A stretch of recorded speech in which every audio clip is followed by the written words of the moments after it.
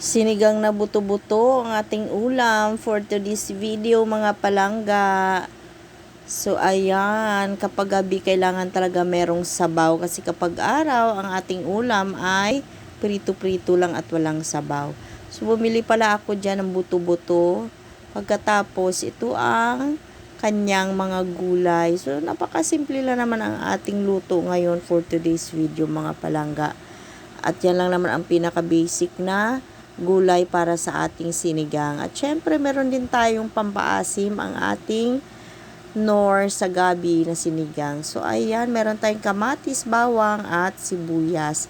Tara, umpisa na natin ang pagluluto. Pinagsabay ko na pala ang kamatis, bawang at sibuyas para mabilis na silang magluto. Madurog ang ating kamatis. At kapag okay na, ilagay na po natin ang ating buto-buto. Tapos sangkutsa lang natin at ipa-brown bago natin lagyan ng sabaw. Naglagay na din po pala ako dyan ng isang perasong nor pork. So ayan, takpan lang po natin hanggang sa magkulo siya at mag-brown ang ating buto-buto. Pagkatapos lagyan na natin ng tubig at katamtaman lamang para lang din kung gaano karami ang ating gulay ngayon. Pagkatapos lagay na natin ang ating gabi at takpan natin ulit. Kapag malambot na ang gabi at ang ating buto-buto, ilagay na natin ang ating okra, sitaw, pagkatapos ang ating talong at ang ating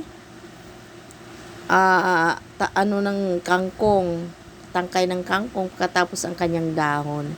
So ayan, napakabilis lang naman lutuin ito dahil ang buto-buto lang naman ang matigas. So yan, flex ko na rin sa inyo ang aming panandok. So gawa po yan sa baon ng niyog at yan ay padala pa ng tatay ko galing Negros. Matagal na po yan, 2014 pa nung pinadala sa akin. So hanggang ngayon ginagamit pa po namin. Yun lang, kwento ko lang sa inyo. So ayan, luto na po ang ating sinigang na buto-buto. Sus, napakasarap naman ito talaga. At itong ulam na to hindi talaga mawawala sa atin. So ayan lang, follow for more. Bye!